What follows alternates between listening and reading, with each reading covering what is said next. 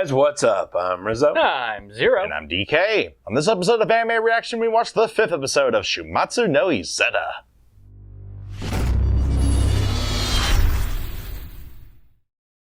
If you want to check out our reaction to the 5th episode of Izetta the Last Witch, hit that link in the description below. And be sure to give us feedback in the comment section because we love hearing from you. And as always, if you like what you see, subscribe to Otaku Saga, and don't forget to like and share our videos. And thanks for watching. So, this episode, it's mostly about the I guess, propaganda machine, really. Yeah, definitely. Yeah. So in the beginning, we get the coronation of Fine. Yeah, the coronation of Fine. Now Duchess. Archduchess. Archduchess. And she reveals Izetta to the world in front of a bunch of reporters. Spectacularly. Very well done. Use the family heirloom sword to carve up pillars, no big deal. And then they decide to push forward with an attack in a location of their choosing so that Izetta can just go in and completely wreck him. Yeah, they pretty much just started an awesome PR campaign for Izetta. Yeah. And the world takes notice. And then, of course, so Germania advances, and they just so happen to advance on a place where Izetta has no magic. Whoops. But We have a plan. right? Sieg. Sieg has a plan. As always, the smart one. And so his plan was to basically fake powers, which apparently isn't that hard. Yeah. Well, when you see the real deal, you have that impression kind of instilled in people. Yeah. It gets easier to fake. Basically, they utilized a team made up of the Royal Guards. Oh my god. Excellent shots, every one of them. Naturally all-female Royal Guard unit. Just saying. But I think that's the only bit of fan service that we get in this episode. It's fan servicey.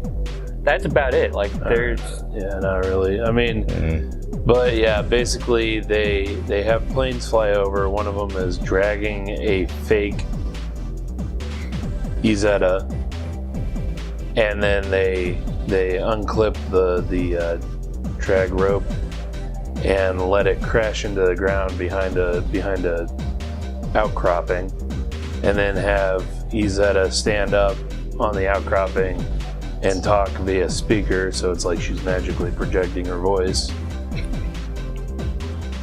And then she swings her arm to toss the enemy's guns away.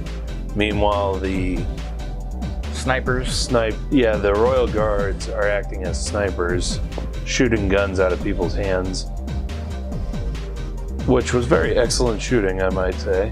Oh, spectacular. That's no easy task. I mean, it was so quick and just so awesome that no one thought that they were being shot at. Yeah.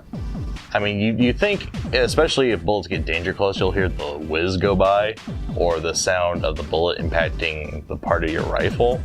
Yeah.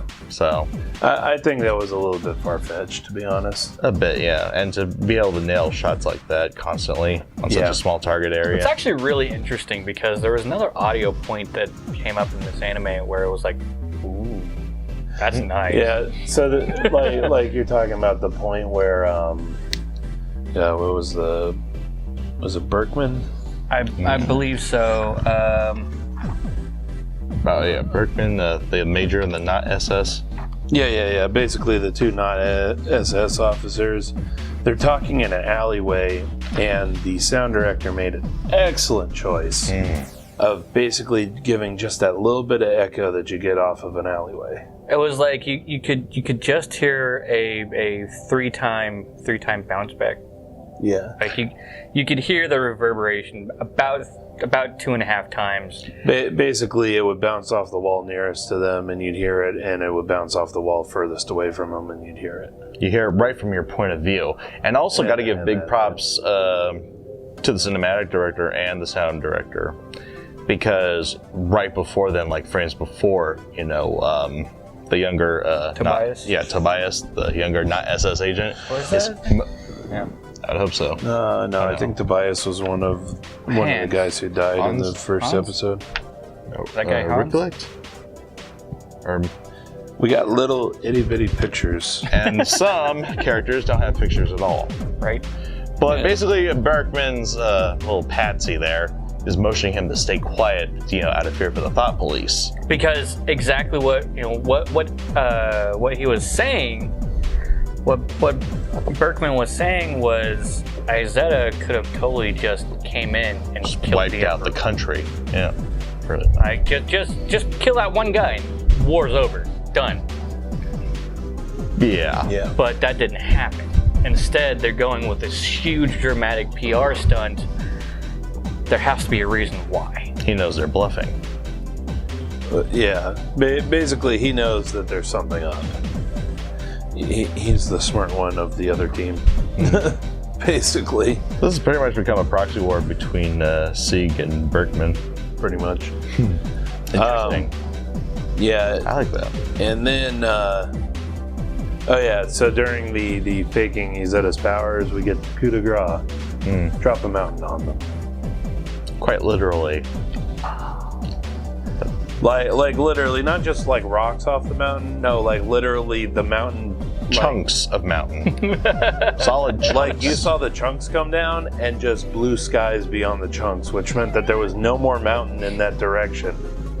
They literally dropped the top of the mountain on them. It actually really makes me think about how far ahead they thought of this plan.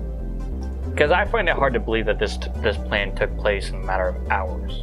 Well, so being a mountainous country, there's probably only a limited number of paths to get in. Yeah. And I'm also sure it's a small country, too. So, and then it's a small country. There's only a limited number of paths to get in anyway, and the amount of locations to get in that aren't covered by Izetta's powers should be rather small. So, if Sieg is truly the smart one, he probably came up with a plan for each and every one of those. Yeah, probably looked over the ley line map multiple times and found the blind spots. Shit, he probably has the ley line map memorized. Memorize over his own copy. Yeah, that would just make sense. That's what I would do. Memorize it for all of Europe. Pretty much, yeah.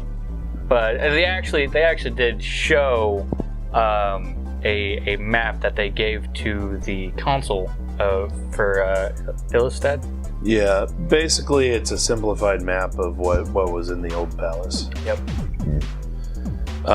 We also learn why Germania is so interested in taking over Illstad, which is to open up a trade route with not Italy. Or a supply route.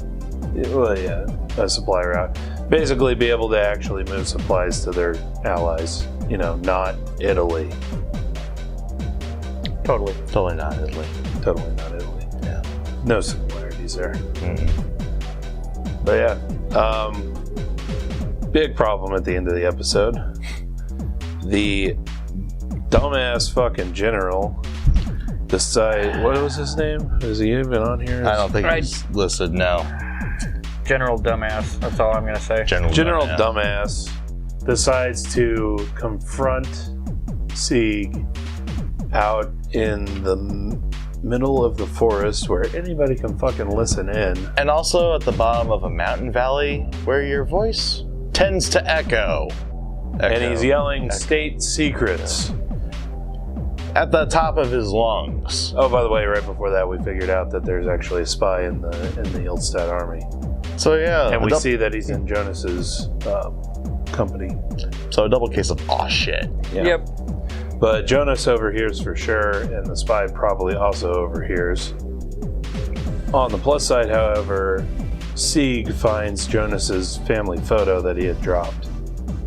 So, at least he can try to track down who heard.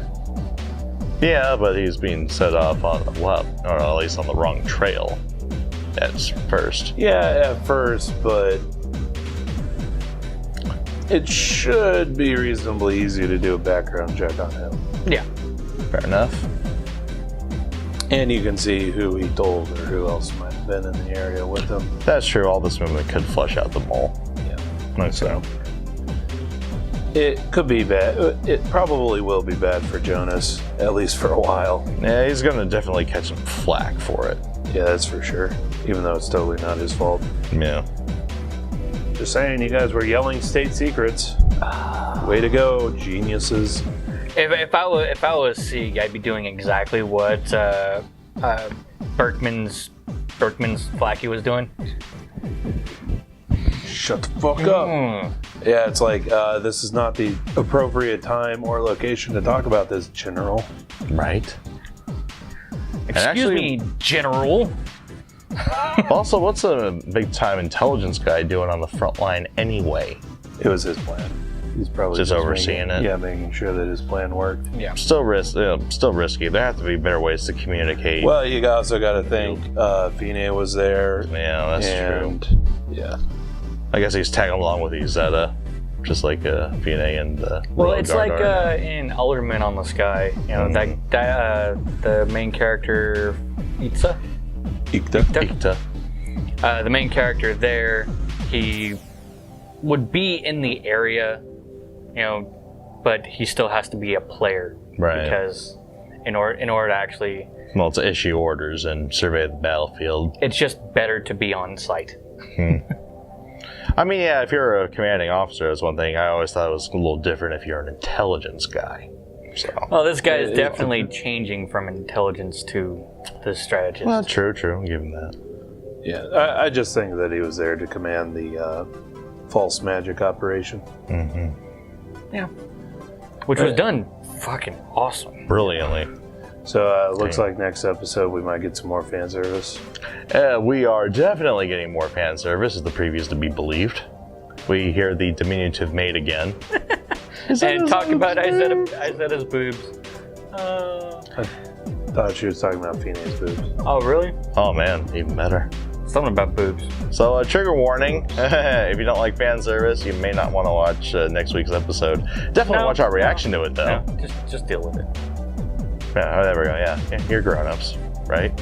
Well, I mean, you can't necessarily say that, but honestly, like, the fan service in this show isn't bad. It's definitely there, and it's a lot heavier than some shows that we're watching this season, but it's also a lot lighter than some shows that we're watching this season. It's no Masagakuen. And it's like, if you're going to, I don't know, the complaints that I found on Twitter were weird, and I just don't understand what people would drop it over something so trivial. Yeah. Well, I mean, like full on drop. Yeah. Yeah, there are people like, I'm done with this anime because of episode 3. Damn. 4, you mean? 4. Yeah. 4. Yeah. Okay. You missed out on a fantastic anime. Yeah, right. Don't know what to tell you. Guess go back and watch One Piece or something, since you obviously have no taste. No, One Piece wouldn't work either. Yeah, The ecchi in that is far worse than the ecchi in this. that's Right. true too. You want an art style? Go watch Cultic 9. Oh wait, there's a massive fan service character in that one. Yeah, you want something a little more pure? Try Web Bomb Work? Oh, never mind. The whole working universe is loaded with fan service. Oh, what about Sangatsu no Lion? Oh, no. No, Akari. there's fan service there too. Akari. Well, how about a classic, like any of Go Nagai's work? I forget. The man invented it. No Lion literally had a character in her underwear in the episode that we just watched today. Yes, So, no, that doesn't work either. Yeah, no. Sorry, Honestly. it's just one of those things. It's an anime. It's here to stay. There are series that are really bad with it, and there are series that aren't so bad with it. And I just don't think that the amount of fan service in this series is worth anything getting upset over. Blade Go Nagai, it's gonna stay. Yep. Shout Nothing's out gonna change it. Shout out to Seth, a guy from Twitter who pointed all this out to me. And it sucks that you had to go through a shitstorm, but yeah. Our Anyway. take. Anyway. So, let us know what you thought of this anime, what you thought of our reaction in the comment section below. Yeah, thumbs up if you like it, thumbs down if you don't. But that's going to do it for this episode of Anime Reaction. As always, I'm DK. I'm Zero. And I'm Rizzo. See you next time. Click on my face if you'd like to see our playlist. And click on my face to go to our Otaku Saga talks. Click on my face if you want to check out OS Gaming. And click on the waifu if you'd like to subscribe. And check out our new and improved Patreon page. Yeah. Nailed it. Bye.